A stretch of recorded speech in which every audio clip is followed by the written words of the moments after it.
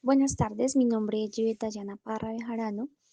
El día de hoy realizaré la descripción de la vía de acción de la galantamina utilizada para el tratamiento de la enfermedad del Alzheimer y sus efectos secundarios en la conducta humana.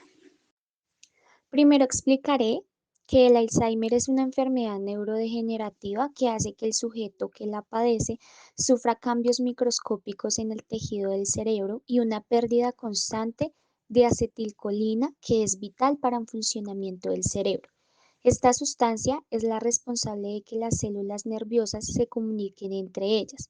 Está presente en actividades mentales relacionadas al pensamiento, la memoria y el aprendizaje. La fisiología del envejecimiento del paciente, sus antecedentes genéticos y la circulación cerebral son partes clave de esta enfermedad. En la enfermedad del Alzheimer se observa una pérdida selectiva de neuronas en el hipocampo y la corteza.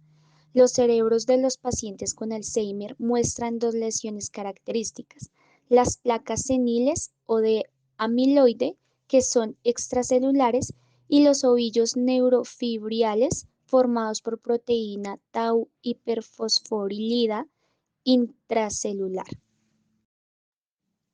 La alteración de diversos neurotransmisores en líquido cefalorraquídeo en la enfermedad del Alzheimer son el acetilcolina. Se sintetiza a partir de los núcleos basales de Meissner situado en el prosencéfalo. La enzima acetilcolina transferasa es la encargada de sintetizar la acetilcolina a partir de la colina por acción de la acetilcoenzima. Como resultado de la afectación de las neuronas colinérgicas, se ha confirmado que la transcripción de la enzima acetilcolina transferasa se encuentra severamente disminuida en los núcleos de Meissner, lo que conlleva a una reducción de la formación de acetilcolina. Esta disminución de la actividad de la acetilcolina transferasa en la corteza cerebral está relacionada con la gravedad y progresión de la demencia. De esta manera, el déficit de memoria, la depresión y la gravedad neuropatológica observada en pacientes con Alzheimer se correlaciona con los cambios en la transmisión sináptica del hipocampo. Por otra parte, tenemos el glutamato y glutamina. El aminoácido glutamato es el principal neurotransmisor excitador del sistema nervioso central. Luego de su liberación, este va a interactuar con sus receptores, los cuales se pueden clasificar en dos tipos: los receptores metabotrópicos y los receptores ionotrópicos. La subunidad NR2A se ve bloqueada por los oligómeros de beta-amiloide que impiden la captación postsináptica de glutamato, y de esta manera se produce un incremento de su concentración en líquido cefalorraquídeo. Por otra parte, la subunidad NR2B se activa compensatoriamente en la membrana extrasináptica debido al exceso del neurotransmisor, tratando de captar ese glutamato.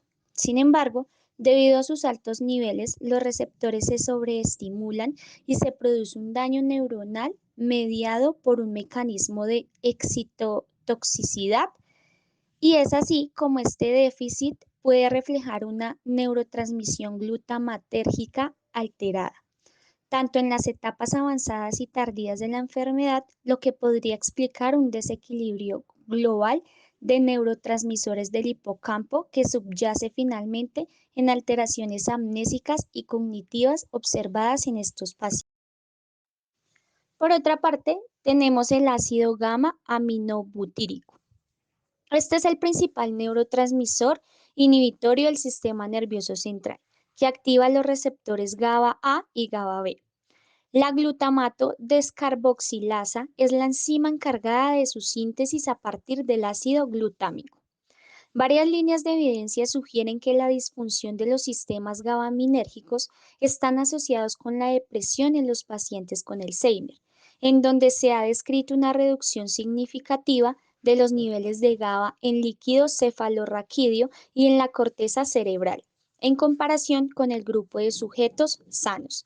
En cuanto al receptor GABA A, localizado dentro de las neuronas, se ha identificado algunas alteraciones a nivel de la subunidad A1, ubicada en el hipocampo, produciendo así una menor concentración de neurotransmisor y contribuyendo con el deterioro cognitivo. Por último, tenemos la noradrenalina. Esta se sintetiza en las células cromafines y en los ganglios y nervios simpáticos. Se ha descrito una pérdida de neuronas a nivel del locus coeruleus, un núcleo subcortical del encéfalo rico en neuronas productoras de noradrenalina, así como en los núcleos del RAFE, en los cuales se ha observado modificaciones anatopatológicas, como es el caso de la presencia de los ovillos neurofibriales producto de la fosforilación de la proteína tau en estas regiones. La disminución de este neurotransmisor está relacionada con procesos depresivos y cambios cognitivos, tales como déficit de memoria y de aprendizaje. Además, se ha asociado a agitación psicomotora presente en el Alzheimer.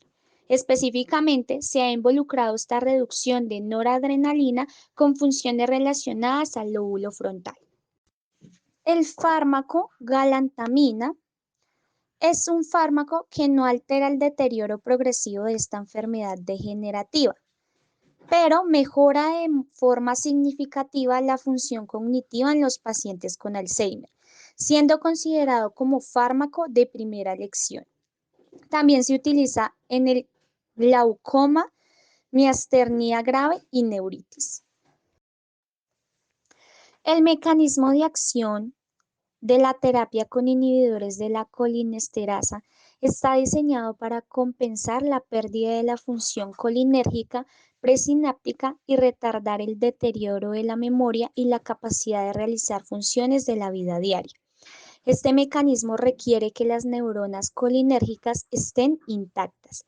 A medida que la enfermedad del Alzheimer progresa, menos neuronas colinérgicas permanecen intactas y los inhibidores de la colinesterasa se vuelven menos eficaces.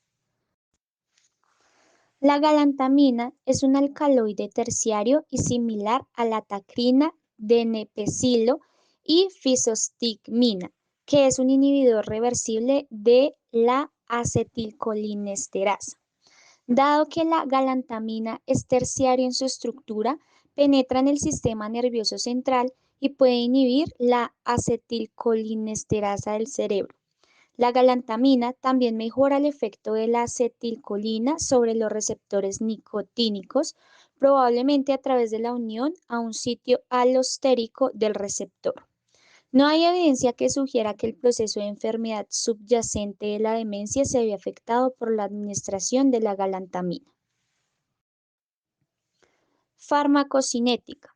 La galantamina se absorbe rápida y completamente tras la administración oral, alcanzándose la concentración máxima en aproximadamente 1 hora.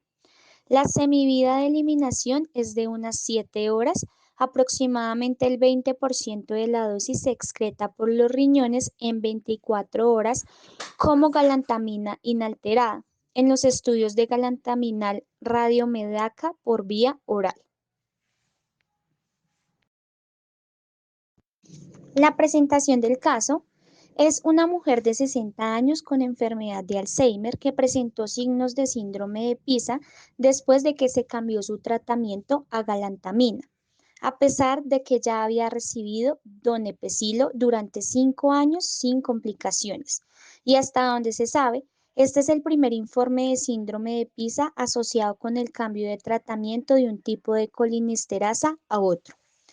La galantamina puede mejorar la liberación de dopamina estriatal mediante la modulación alostérica del receptor nicotínico de acetilcolina y tiene efectos muscarínicos más débiles que el donepezilo. Por lo tanto, se proponen dos hipótesis novedosas para explicar el desarrollo del síndrome de Pisa. El primero es que la galantamina mejora la liberación de dopamina y puede inducir un desequilibrio de los niveles de dopamina en el cuerpo estriado de pacientes con demencia, lo que resulta en síndrome de Pisa. Y la segunda, los efectos carínicos más débiles del fármaco podrían ser uno de los factores que predisponen el desarrollo del síndrome de PISA.